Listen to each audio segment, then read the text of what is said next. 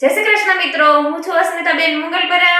મારા રસોડામાં તમારું સ્વાગત કરું છું. આજે આપણે બનાવશું પંચવટી વઘારેલી ખીચડી. તો ચાલો બનાવીએ. પંચવટી વઘારેલી ખીચડી બનાવવા માટે મીઠા લીમડાના પાન, સૂકું મરચું, તજ, લવિંગ, લીલા ધાણા અને ચારે દાળ લીધી છે. તુરની દાળ, મસૂર દાળ, ચણાની દાળ અને આપણે ખીચડી ભેળવેલી લીધી છે. અને ચણાની દાળ ને તુવેરની દાળ મેં પલાળી લીધી હતી 1 કલાક પહેલા. અને બધા શાકભાજી લીધા છે: બટેકું, ગાજર, ટમેટું, ડુંગળી, કોબી, મરચા અને આદુ મરચાની આપણે પેસ્ટ લીધી છે. આપણે બધી દાળ ધોઈ લેશું 2 પાણીએ. તુવેરની દાળ ને ચણાની દાળ મેં 1 કલાક પહેલા પલાળી લીધી હતી. આપણે મસૂરની દાળ નાખી છે અને ખીચડી મેં ભેળવીને તૈયાર કરેલી છે. આપણે 2 પાણી ધોઈ લેશું. આપણે સરસ 2 પાણી ધોઈ લેશું, કોઈ રસ હોય એ નીકળી જાય. આપણે 2 પાણીએ ધોઈ લીધી છે દાળને. આપણે વઘાર કરી લેશું. આપણે વઘાર માટે 3 પાવડા તેલ નાખશું.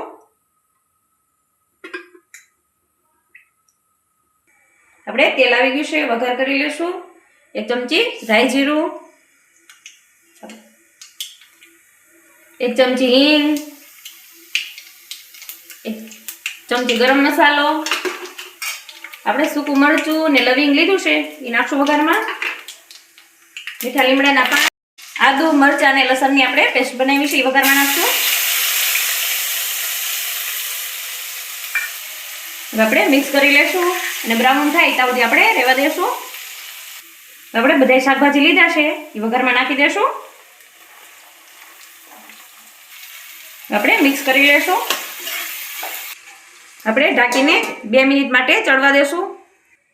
આપણે 2 મિનિટ જેવું થઈ ગયું છે.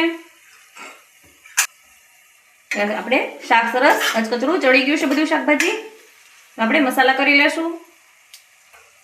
મસાલામાં 1 ચમચી હળદર, 1 મોટી ચમચી કાશ્મીરી મરચું, 1 ચમચી ધાણા જીરું પાવડર,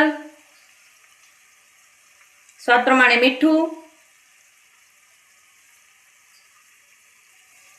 હવે બધું મિક્સ કરી લેશું. આપણે એકદમ તેલ ઉપર આવી ગયું છે. હવે આપણે બધું મિક્સ કરી હતી દાળ નાખી દઈશું એમાં. હવે બધી દાળ આપણે મિક્સ કરી હતી, મિક્સ કરી લેશું બધું. આપણે પાણી નાખશું.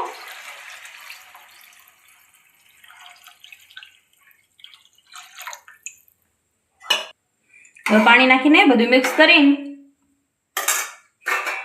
ઢાંકીને 10 મિનિટ માટે આપણે થવા દેશું અને વચવચમાં હલાવતા રહેશું. આપણે ખીચડી ચડવા આવી છે તો થોડીક વાર આપણે 2 મિનિટમાં ખીચડી બનીને તૈયાર થઈ જાય અને આપણે વચવચમાં હલાવતા ગયા હતા. તો ઢાંકીને 2 મિનિટ માટે થવા દેશું એટલે આપણે બનીને તૈયાર થઈ જાય.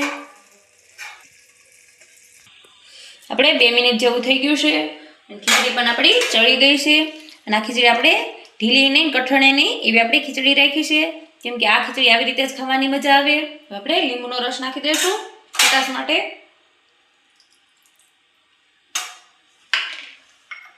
લીલા ધાણા નાખશું.